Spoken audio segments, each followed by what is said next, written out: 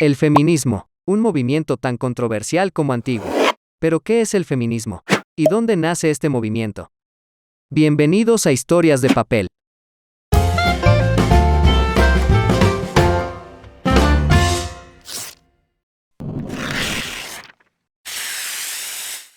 La Real Academia. Gracias, Joe. La Real Academia Española define feminismo como doctrina y movimiento social que pide para la mujer el reconocimiento de unas capacidades y unos derechos que tradicionalmente han estado reservados para los hombres.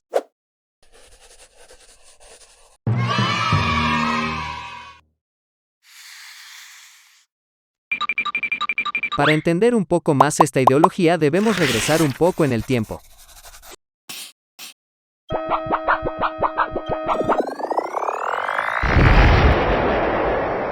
Uno de los puntos claves del nacimiento de este movimiento se da en el siglo XIII, cuando una filósofa católica, llamada Guillermina de Bohemia, crea una iglesia solo para mujeres, impulsada por pensar que la religión era la base del patriarcado, y que dicha organización social oprimía a las mujeres. Pero se cree que realmente este movimiento comienza a construirse en otro punto de la historia. Vamos más adelante en el tiempo, vamos al siglo XVIII. Más precisamente al año 1789. Francia está pasando por uno de los periodos. No, Joe, esa no es la bandera de Francia. Gracias, Joe. Francia está pasando por uno de los periodos más importantes en la historia mundial, la Revolución Francesa. Durante este periodo revolucionario es aprobada la Declaración de los Derechos del Hombre y del Ciudadano, donde se establece los derechos fundamentales de los ciudadanos franceses y de todos los hombres sin excepción, pero no se refiere a la condición de las mujeres, y esto, porque se pensaba que las mujeres tenían una menor importancia ante la sociedad. A pesar de esto, luego fue considerado el documento precursor de los derechos humanos a nivel internacional. A raíz de esto, en el año 1791, la escritora y filósofa Olympe de Gouges, inspirada por dicha declaración, redacta un documento donde plantea que los hombres y mujeres obtengan los mismos derechos.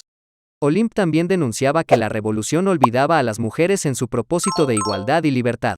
También defendía que la mujer nace libre y debe permanecer igual al hombre en derechos. Estaba claro que Olympe reclamaba un trato igualitario hacia las mujeres en los ámbitos de la vida en sociedad. Reclamaba el derecho al voto, poder participar en la educación, ejercer cargos públicos, entre otros. Siendo que en aquel entonces, las mujeres no tenían derecho a nada de esto. Este planteamiento feminista no era compartido por los varones que dirigían la revolución. Tiempo después, Olympe fue acusada de traición a la revolución por oponerse a la pena de muerte del rey Luis XVI.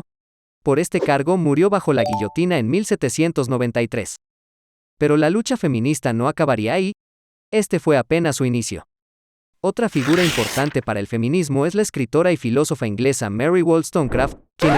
No, yo. Esa es Mary Walton. De ella no hablaremos en este video.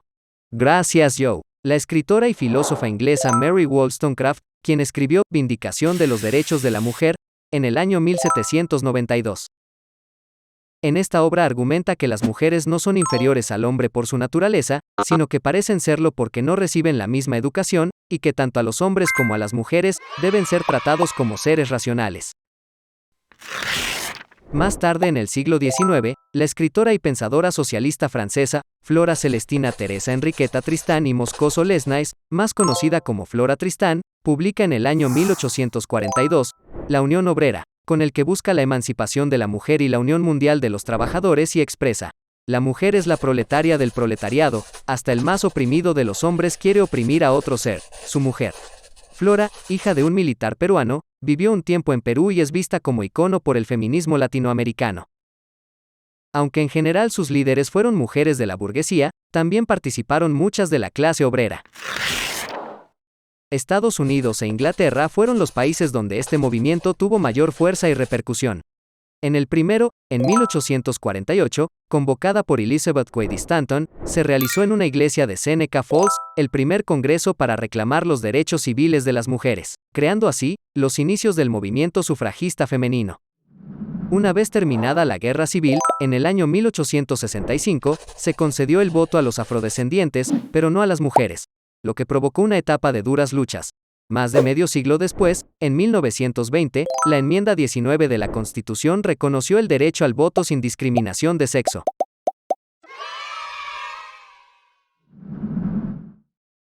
Pero unos años antes, en Gran Bretaña en 1903, se crea la Women's Social and Political Union. Fue la principal organización militante que hizo campaña por el sufragio femenino en el Reino Unido. Dirigida por Emmeline Pankhurst y su hija Christabel, entre otras dirigentes, controlaban estrechamente su membresía y sus políticas. Organizaron actos de sabotaje y manifestaciones violentas, impulsando la unión de las mujeres más allá de sus diferencias de clase. Pero en 1913 se declaró ilegal este grupo feminista. Sus integrantes fueron perseguidas y encarceladas. Años después, al finalizar la Primera Guerra Mundial, se concede el voto a las mujeres. En Latinoamérica, desde 1900, surgieron diversos centros y ligas feministas.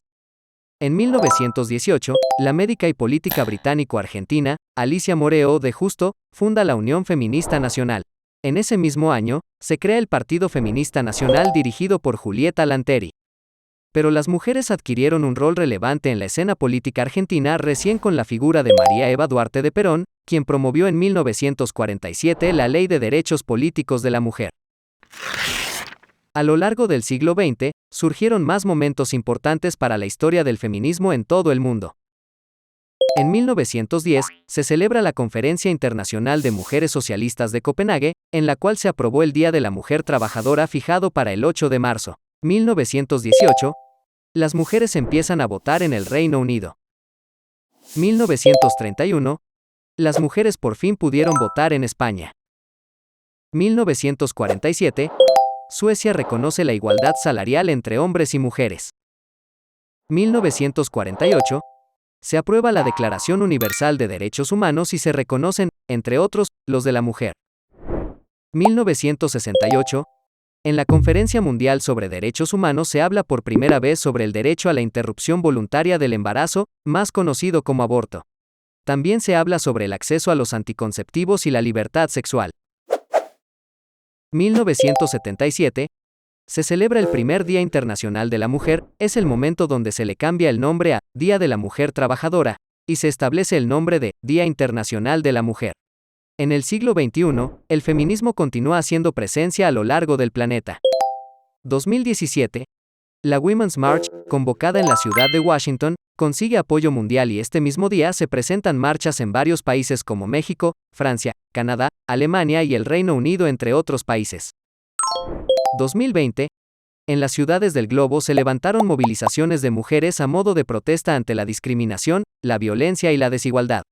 Este mismo año en Argentina, se aprueba la interrupción legal del embarazo. Al año siguiente consiguen hacer legal el aborto en México. A lo largo de su historia, el movimiento feminista no ha logrado conseguir el apoyo total de la sociedad. Claro que no es falso que ha ido creciendo exponencialmente a lo largo del globo. Algunos sectores piensan que el feminismo ha cambiado en comparación del feminismo en sus inicios. Y es de esperarse que hayan cambios, puesto que los tiempos cambian y cualquier ideología debe irse adaptando a medida que éste pasa. Por otra parte, el sector antifeminista ve en el feminismo radical, que su razón de ser más importante, es la intención de subyugar o someter a los del sexo opuesto. Y que ridiculizar y criticar a los hombres, no es forma de mostrar que la revolución feminista es una lucha por la igualdad. Otro punto muy controversial y criticado es la intención de hacer modificaciones en la forma en la que se escribe el castellano. La RAE ha anunciado haber hecho limpieza de residuos machistas y de connotaciones misóginas y ha cambiado el significado de algunas palabras en sus diccionarios como alegre, antes, coloquialmente, libre o licencioso en cuanto a las costumbres sexuales, mujer de vida alegre. Ahora, coloquialmente, libre o licencioso en cuanto a las costumbres sexuales, persona de vida alegre. Fácil. Antes, dicho de una mujer, liviana en su relación con los hombres. Ahora, dicho de una persona, que se presta sin problemas a mantener relaciones sexuales. El movimiento feminista sigue en la lucha por conseguir que se use el lenguaje inclusivo no sexista por medio de un carácter comodín, y en consecuencia de una expresión más libre de la sexualidad, donde se expresan modos diferentes a la sexualidad heteronormativa. El uso de la X, o el uso de la arroba son antecedentes de esta manera de escribir y hablar, pero la E aparece para poder transmitirse en el lenguaje oral, que con las opciones anteriores no se puede. Este tema es bastante amplio como controversial. En las redes sociales y toda Internet podrás encontrar noticias, columnas de diarios o de revistas, videos y mucho material sobre este tema y que te mostrarán que hay muchísima gente que habla de esto tomando posición a favor o en contra de este. Pero, ¿qué piensas tú? ¿Estás a favor o en contra del feminismo? ¿Ves con buenos ojos la forma en la que hacen las protestas? ¿Qué piensas del lenguaje inclusivo?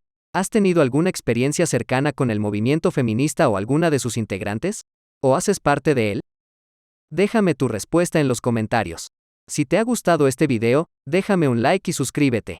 Gracias por ver este video y hasta la próxima.